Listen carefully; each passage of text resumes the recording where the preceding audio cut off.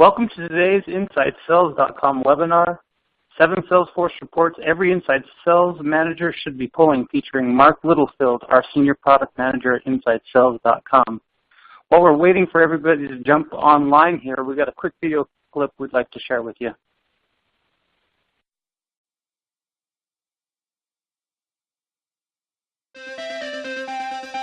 Hi, my name is Stephen Lang, and we're going to take a look at what my day looks like as an SDR at Vandelay Industries. Last Friday, my manager, Katrina Sanford, kicked off a week-long SMB Blitz campaign. Our goals? Every day she wants each of us to get 89 dials, 12 connected calls, and 3 appointments set. A bit of a stretch, but I'm going to show you how the InsideSales.com product platform accelerates my work by making my day more visible, productive, and effective. It starts with NeuroView, which tells me which leads I'm most likely to contact and close. Then I can use the Power Dialer to most efficiently communicate with those leads. Vision helps me track my engagement with those leads by monitoring their email and web engagement. And finally, Power Standings helps our sales team motivate each other and track our own goals. When these products all work side by side, I call more, engage more, track more, and more importantly, close more. Let's get started. The first thing I do is head to Salesforce to get things set up for Katrina's SMB Blitz campaign. I need a new voicemail, one that's tailored to the SMB Blitz and recorded in my own voice. That way, I don't have to repeat myself every time I get an answering machine. Instead, I just hit Leave Voicemail, and the system leaves my pre-recorded message. I do the same thing with email. Set up a pre-made SMB Blitz email, tailored from templates created by my manager. Now I'm ready to hit the phone and start dialing. In the background, NeuroView is prioritizing all my leads so I get the best ones based on likelihood to contact them this morning and based on their likelihood to set an appointment with me. On my browser, I see these likelihoods as a neural score given to each lead.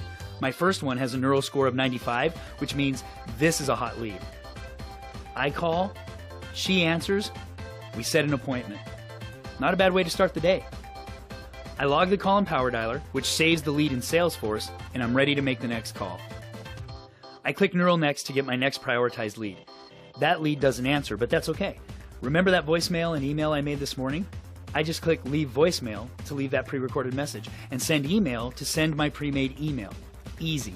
I keep this going through the morning. Rinse and repeat. Close to lunchtime, my coworker Henry sends me a throwdown challenge. There on the bottom left is my Power Standings app. Normally it shows my standings in the office and my key metrics, but Henry's throwdown challenge has taken it over. He thinks he can set more appointments than me. Throwdown accepted. Right after that, I get an email from Katrina. She used Salesforce reporting to analyze the hour-by-hour results of our last campaign. It says that the 12 p.m. hour was the most successful time to contact leads. I eat a quick lunch and am back at my desk by 12 p.m. to take advantage of this. Enjoy your luxurious lunch, Henry. With most reps gone for lunch, I receive an immediate response pop-up. Someone just filled out a web form on our site and Power Dialer let me know. These leads are the best. They call in, I answer, another appointment set, and I'm up another one on Henry. I'm ready for my next call, but I get a vision notification. Remember that person I left a voicemail and email with this morning? He's just clicked through my email link to our website. I just press the click to call button directly from the vision notification, and after we talk, I've set another appointment. And I keep this going through the afternoon. At 6 p.m. I get a Power Standings toast that I'm the new leader in appointments set. I don't just beat Henry, I'm the best on our team. I glance up at our leaderboard TVs and discover that I actually lead the team in dials, connects, and appointments. Pretty great start to this campaign. Katrina's hour-by-hour report shows that contacts after 6 p.m. are very low, but 9 a.m. is the second best time for contacts, so I'm done for the day. But I'll be back at 9 a.m. tomorrow, ready to get the best leads and defend my top spot.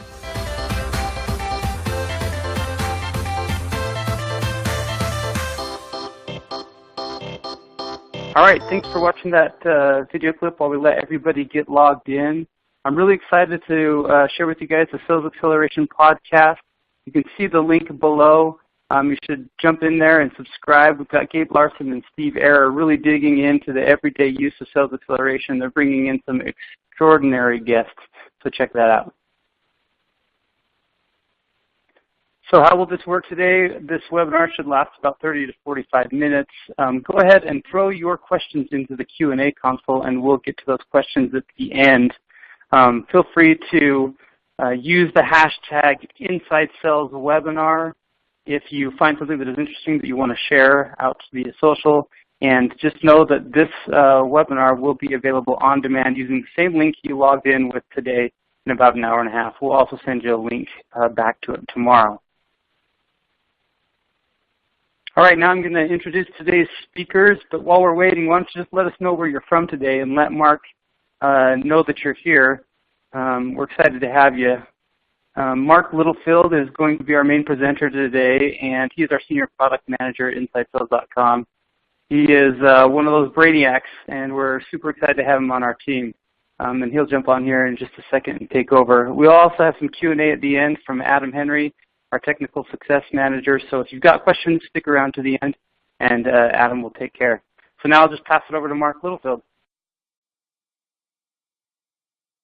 Hello everyone, my name is Mark Littlefield. I'm the Senior Product Manager over our communications platform, and today I'm going to be talking to you about efforts versus results and really kind of challenging you around what are you tracking? Are you tracking the right things, or are you tracking things that don't actually matter to the bottom line? I really want to, as we go through this discussion, have you think about a couple different things. Can you answer these core questions? Who should you be working with right now to have a conversation? How many times should you be following up with a prospect? When should you stop calling a prospect? When should you give up? What reps are dialing but are actually not being effective? And then finally, what are your peak answer times for inbound phone calls? Thinking about that today, can you answer that right now using the data that you have available? Most organizations would say that they can't. So we're going to spend some time talking about the top 5 common mistakes when it comes to reporting, the top 5 metrics that you should be tracking, and finally, I'll introduce you to 7 of the top reports that we consider to be most effective for sales organizations. Starting with the top 5 mistakes. I've had a really interesting opportunity as a senior product manager at Inside Sales to really spend time with the users and to really figure out what organizations are tracking that makes them effective or not effective. The number one mistake that I see as I go around meeting with customers is measuring rep success by dials. I have the unique opportunity to meet with hundreds of sales teams every year and kind of just understand how they track their data and how they work. And again, what I found is that dials is oftentimes the biggest thing that they want to run reports on, but that doesn't actually show whether or not reps are being effective. You're not hiring your reps to place more phone calls, you're hiring them to have conversations that ultimately lead to sales. And so focusing on the dial metric, although important, should not be core to your reporting focus. For example, what I have seen time and time again is a manager comes in and they give a really high goal for their sales team. They say, hey, you need to place 150 or 200 phone calls in a day. And the sales manager thinks that that's going to somehow equal more appointments or more conversations, and that's not always true. But your reps will try their best to do that, and so they'll increase their dials pretty significantly. However, what we find frequently with that is that as dials increase, your actual talk time per day decreases. So in the example here, you can see that as dials increases, the talk time actually took a really big dive. While you think that dials equals more appointments or more conversations, the opposite can be true if you're not setting realistic goals. Furthermore, what we found is that reps, when they have high dial quotas, actually spend less time waiting for prospects to answer. So in this example, we can see that the reps, at the same time their talk time decreased, the average time that they waited for a prospect to answer actually also decreased. Again, focusing on dials can really have detrimental effects. It's an important metric, and we're going to talk about that a little bit more, but it needs to be used in the right place. The second mistake that I commonly see is that list completion equals success, and that just simply isn't true. Many organizations have policies that if you get through the list, you're done. You've finished the day, and you can go home or you can go do something else that might be a little bit more desirable than placing phone calls in a list. That's, again, encouraging really negative behavior, and we want to make sure that we're avoiding that. The third mistake that I have frequently seen is measuring success by the number of contacts. Now, we talked a little bit earlier about dials and how dials aren't a good way of measuring success. Contacts are similar in that way. The quality of a contact is obviously substantially more important than the quantity. So here we can see 2 reps who have contacts. After dials, this is one of the most common mistakes and is one of the easiest ones to fall into. Like we talked about, dials aren't necessarily a good metric to be tracking as a core metric. You need to measure, was the contact the correct person, and was it actually a meaningful conversation? If you get a hold of the right person every time, but they always brush you off, you probably shouldn't encourage reps to call those people anymore. On paper, it might look really good. You might have a really high connect rate, but it doesn't matter unless people are actually willing to engage with you. Fourth, using reports only as an accountability tool. Reports obviously are super useful in looking at reps and trying to identify which reps are good and which reps are bad, but you should be leveraging the reports inside of Salesforce to really drill in and understand what is working from a strategy standpoint and what is not. The fifth mistake that I commonly see is mixing call dispositions and lead statuses. It's a very common mistake that people make, and they're very different, and making this mistake will really jeopardize the value of your data. So let's kind of review the differences. So a lead status summarizes where the lead is currently in your pipeline. Lead statuses are not transactional and should not change unless the lead is progressing or regressing, or it's going in the opposite direction. If you mix your lead statuses and call dispositions, what you end up with is a situation where you have hundreds of lead statuses that become transactional rather than just showing the progress of the lead in the sale. If you're collecting data this way, you're skewing your reports and losing out on historical interaction data. So for example, the mistake that I commonly see is this. On call 1, you place a phone call and the person doesn't pick up. So you have them in the lead status of new, no answer. On call 2, they pick up the phone, but they're not quite interested, so you switch it to the lead status of working, answered. And on call 3, you do working, left message because they didn't answer the phone. And then on call 4, working, no answer. You end up with all these different lead statuses for the status of new and the outcomes of all the calls, the status of working and all the outcomes of potential calls. You get all these different lead statuses, and there's tons of them, and then what ends up happening is your reps don't properly disposition their leads because there's so many lead statuses and they're trying to move really quick that they just don't pay attention. The difference between a lead status and a lead disposition is pretty essential. On call 1, it's in the status of new, and they make a phone call and they didn't answer you. You don't disposition the lead status, you disposition the call disposition. On call 2, they picked up the phone and we had a correct contact. By doing the call dispositions rather than the lead status, we can truly understand exactly where the lead is in the pipeline and the effort that we're taking on it. For example, in call 3 and call 4, the lead status did not change because my call dispositions, I didn't get actually a hold of the person, so nothing progressed on the lead. That's important for reporting. We've talked about the mistakes. I want to talk about the top 5 KPIs that you should be tracking for your SDR team. Number 1, correct contacts. Getting a hold of the right person and not just the gatekeeper. A lot of organizations, they track contact rate or connect rate. But again, we want to know if we're talking to the right people, not just that we're talking to someone. Although the connect rate is really important, again, we really want to talk to that right individual. Second, we want to measure talk time related to correct contacts. So it's not just enough to know how many correct contacts did you have. Were you able to actually engage with those people? Were you able to have conversations with them that were meaningful? I worked with a customer who's having issues with a few of their reps. They felt their reps might not be spending their time really on the phones. So what we did is we evaluated their talk time per call disposition or per call result, and found that reps were spending way too long talking to gatekeepers without being able to get beyond to the right individual or the right prospect. So talk time is a good indicator to track, but not simply by itself. What you really want to do is track the total talk time spent talking to the right people or to their correct contacts. If a rep has a very high talk time, but it's not with decision makers, then you probably need to evaluate that rep and see how they're spending their time.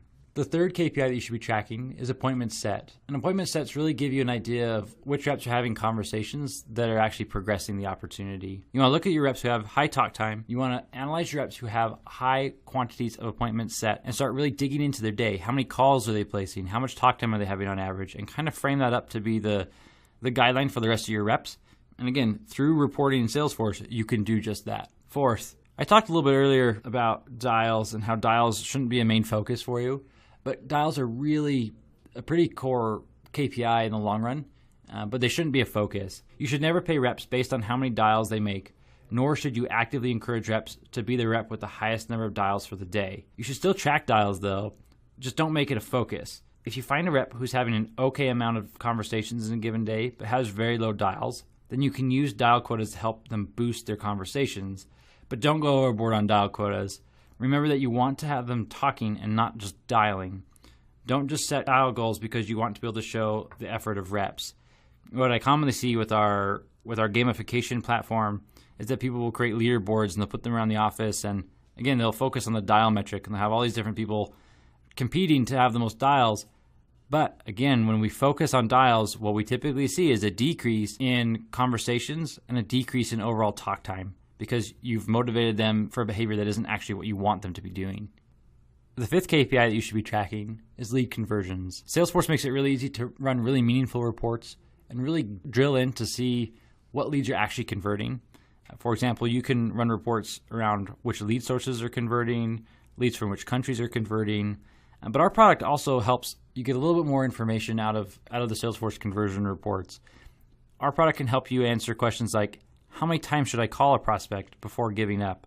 How many times on average should I call leads from a certain lead source before moving on and putting them back to marketing? So there's a number of things that we can do to help you track this. I want to introduce you to the top 7 insightful reports that we can help you create inside of Salesforce to really help start answering these questions and really focusing your organization on those top KPIs.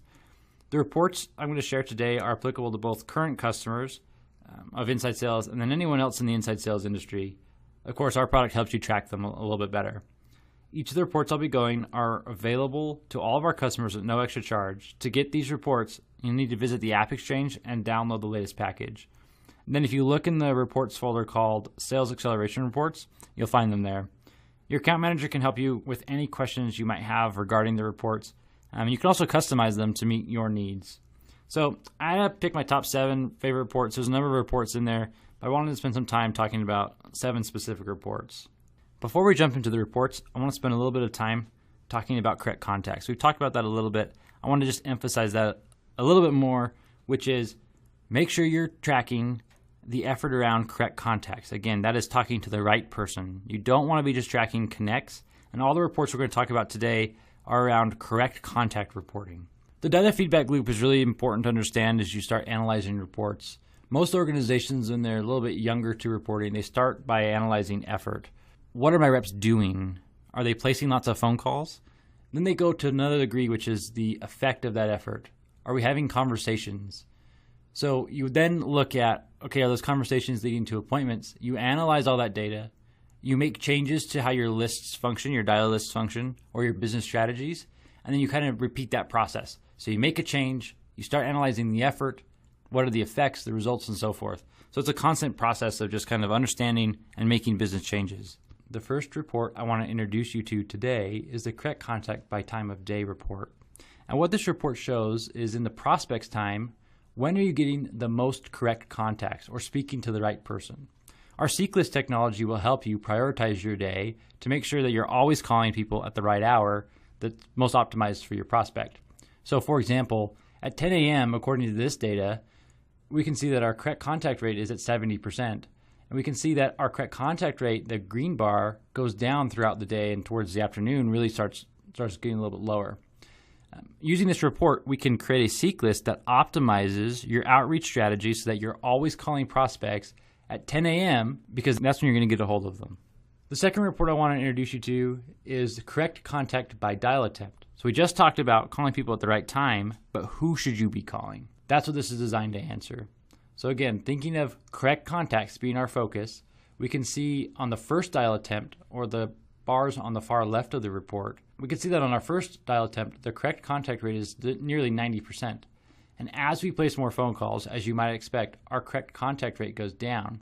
Using this information, again, you can go back to your seek list. You can optimize your seek list to not call people if they've been called too many times. Using this information, what I would do is I would go to my seek list and I would prioritize my day. So I'm always calling the people with 1 to 2 dial attempts first.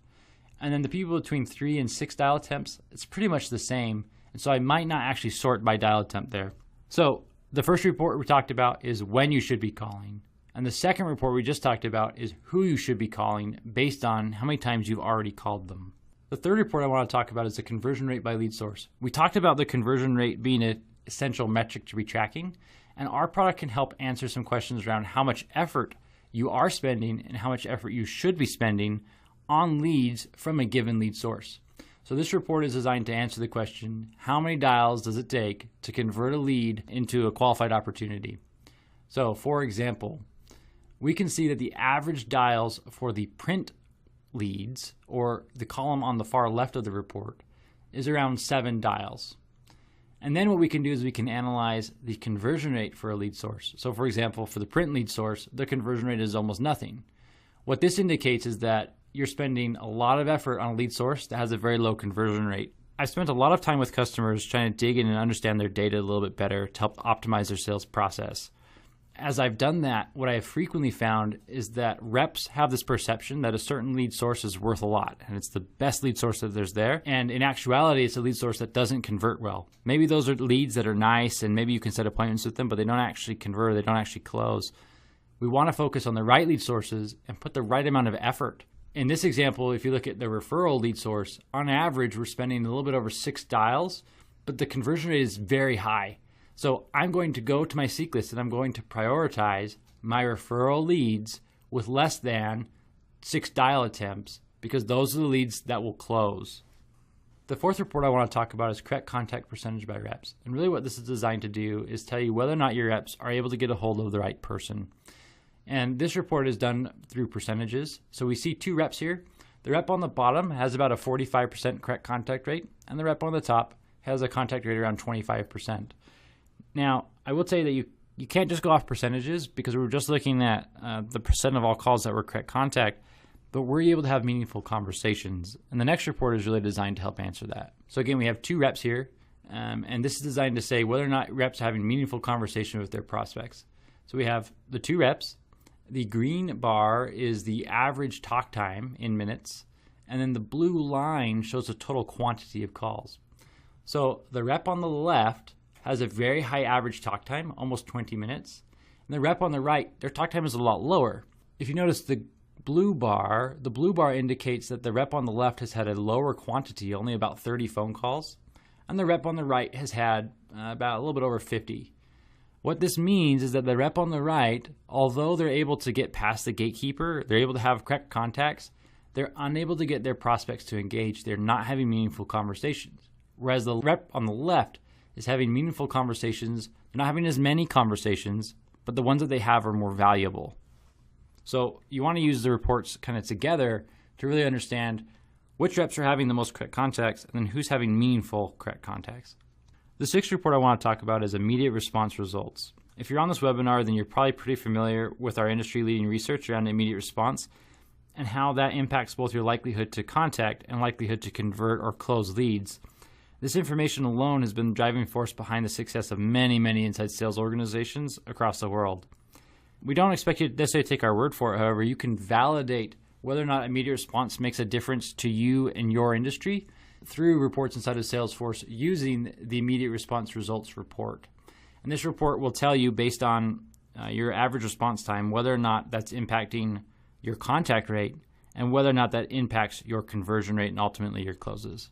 So we can see that here. Again, we're looking for correct contacts. In this case, it is the green bar. And then the orange bar shows every other call result that's not necessarily desirable. And then finally, we have the blue line that shows the total number of records that met that criteria.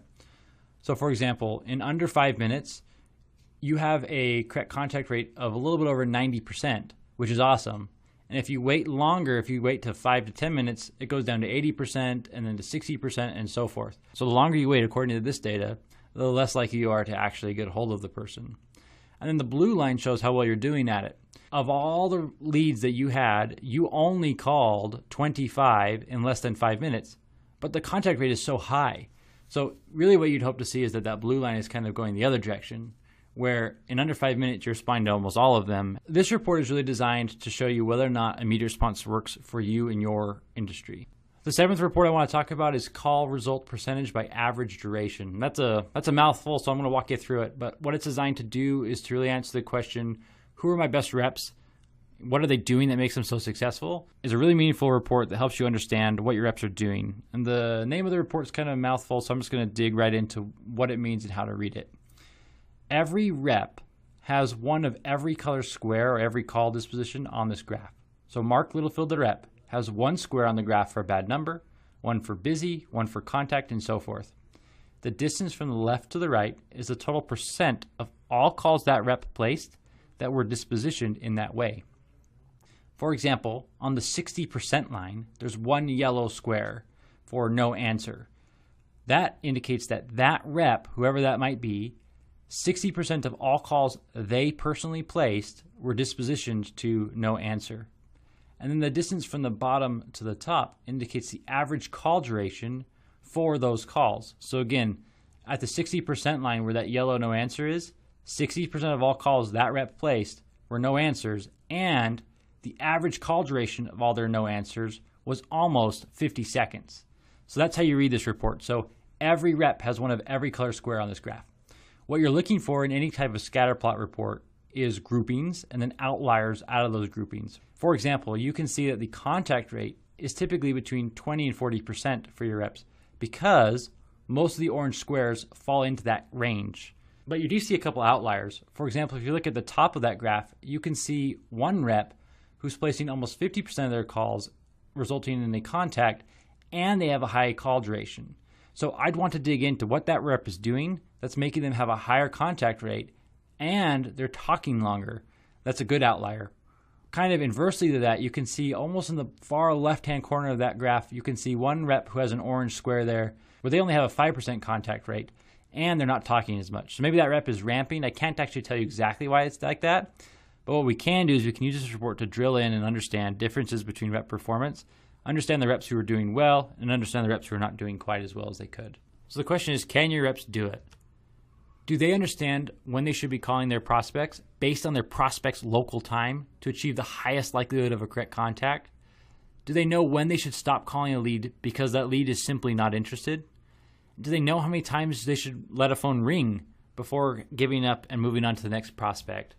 Many companies purchase click-to-call as a solution to help their reps dial more effectively and intelligently. When someone implements click-to-call, what they're really installing is a rep accountability tool, but not an intelligence tool. And there's a key difference there.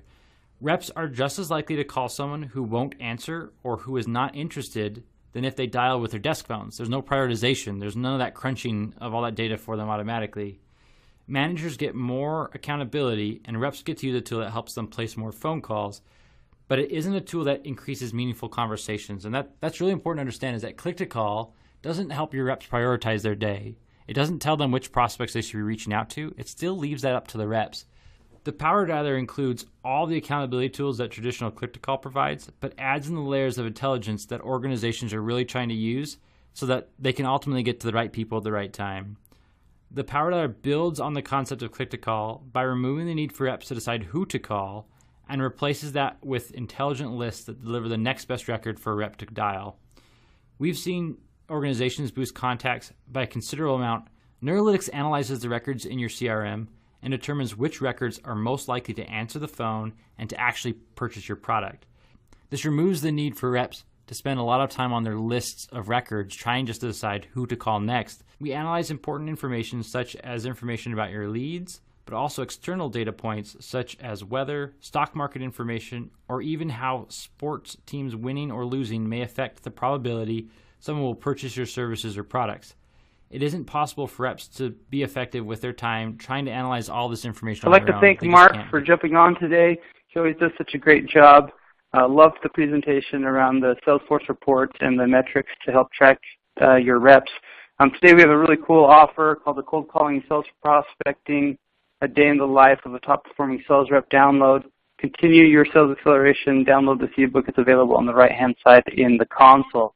All right, we're going to throw it over to Q&A. I've got Adam Henry here on the line, our Technical Success Manager. So go ahead and just put some questions in the Q&A console, and I'll turn the time over to Adam Henry to start answering those. Hey, thanks, Mark and Mike. I feel like that was pretty informative information, well compiled. This is Adam Henry. I also have with myself here today Kyle Winder. He's been a part of the customer success team as well for a couple years now, and then he's also handling a lot of our BI stuff, I believe, right, Kyle? Yeah. So we're going to kind of go through and answer some of the questions that we've had today. So yeah, if you guys have any questions, feel free to pipe up. Just let us know, and we'll kind of go through some of these here real quick.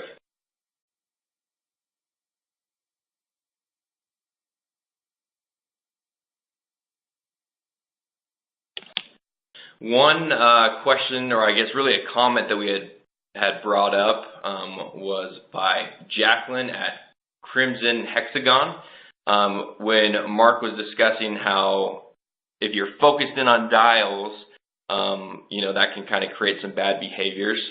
And at their office, they have a lot of reps that end up specifically targeting phone numbers where they would only get voicemails, so they can kind of get their numbers up. I think that's a really good point and insight.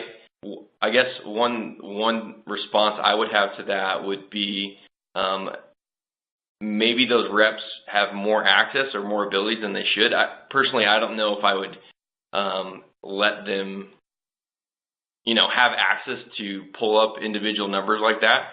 It sounds like those reps should be focused on a list.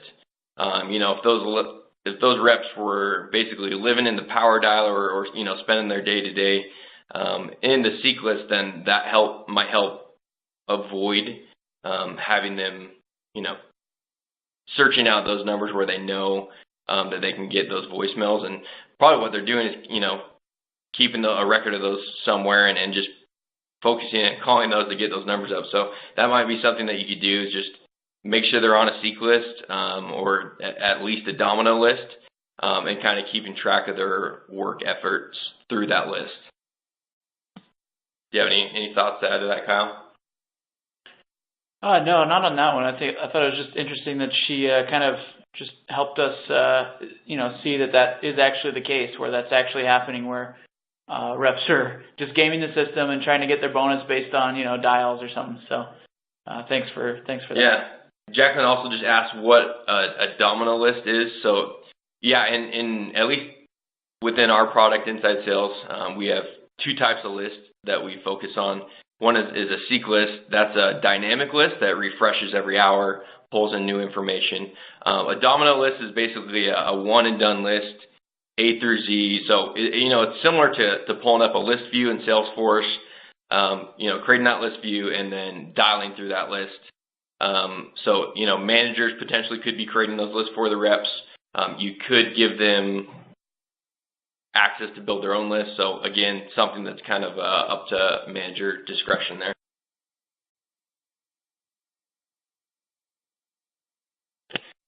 So one of the questions I'm seeing kind of trend is, whether you have to have InsideSales.com products in order to run these reports, or whether you can, build these in Salesforce. It's kind of two parts. First of all, as a part of our product, we created these reports, and so that they're available when you download our product. And our product also helps you track the data that we're using to build the reports. However, it's not necessary. If you can gather the data through other means, through whatever telephony system you have or any other way, and you can get it in Salesforce, then the principles apply. You can build these types of reports in Salesforce. But as always, the reports are all about the data, so you just need to make sure that you can gather it. If you can't, then you need to come up with a strategy on how to collect the data, and then again, you can run these reports in Salesforce just based on the principles. So, dials per day or contacts per day, come up with a way of measuring those in Salesforce, and then you can build those reports in Salesforce. Yeah. Thanks, Kyle. I've seen a question come up 2 or 3 times now about where you can find those reports. So yeah, if you have our package installed, you go to your reports tab in Salesforce. You'll see a folder in there called Sales Acceleration. That's where we have all those reports available to you. So it should be titled Sales Acceleration and then Installed Packages. So you should see that in there with all the reports that Mark went over today available to you there. You can customize them, use the Save As function if you kind of want to make a clone of it and modify those reports. Like Kyle was saying, you can definitely build similar reports on your own without our installed package. Obviously, the benefit is we've already done the hard work for you. We do have additional fields that we're tracking that are custom fields that are, not traditionally set up in most people's Salesforce. So that's another thing that you would get when you install our package is, like I said, those additional fields that we'll be, monitoring to pull data from.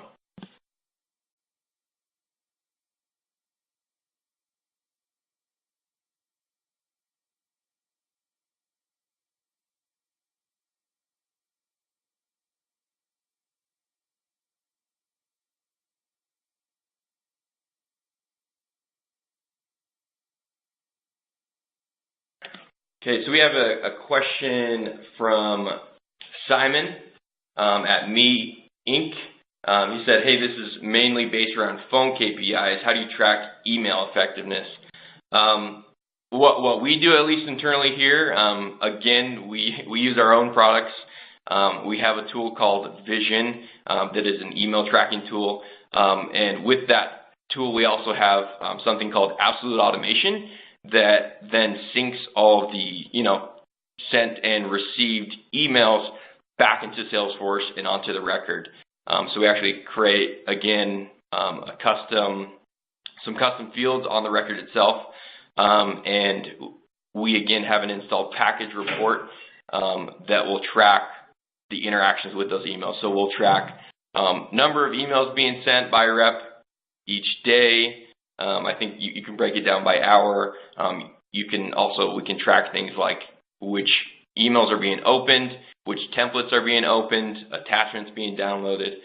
So yeah, basically everything that ties back into how we track emails is just using our own Vision tool, and like I said, the Absolute Automation piece that ties into syncing those emails into Salesforce. Yeah, and another few questions that, there were questions about email tracking or reporting, and then also inbound. So yeah, this presentation was kind of focused on outbound dialing, but it definitely gets your hopefully your thought gears going about what types of things you can report on for inbound, for instance. And again, with our product, we do have, as Adam mentioned, several of these custom fields that we put in there to start collecting inbound call data. And just as I mentioned before, if you can collect the data and you have it in Salesforce, then you can build whatever reports you want to around that data. But so yeah, inbound reporting, things like whether the phone was even was answered in time, as you talk about inbound queues. How many times it failed over, what the average waiting duration is for someone that calls inbound. And then you can do the same thing, whether you were talking to a decision maker, you can kind of disposition the call for inbound calls as well. So yeah, email tracking, inbound calls, outbound calls, it's really all about the data that you can collect. And again, that's just one of the strengths of our product, is that we help you collect the data and get it into Salesforce.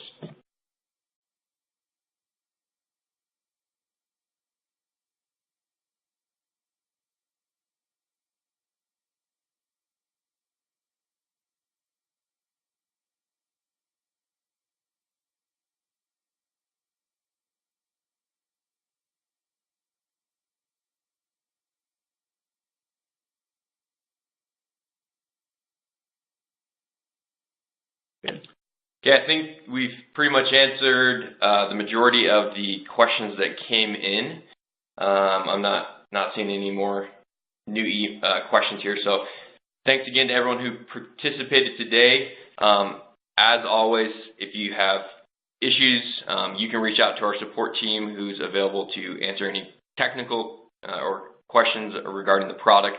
You can also reach out to your customer success manager if you have further questions regarding how to set up these reports, look at these reports. You can always reach out to them as well. But yeah, again, thanks for everyone for joining, and we'll talk to you again soon.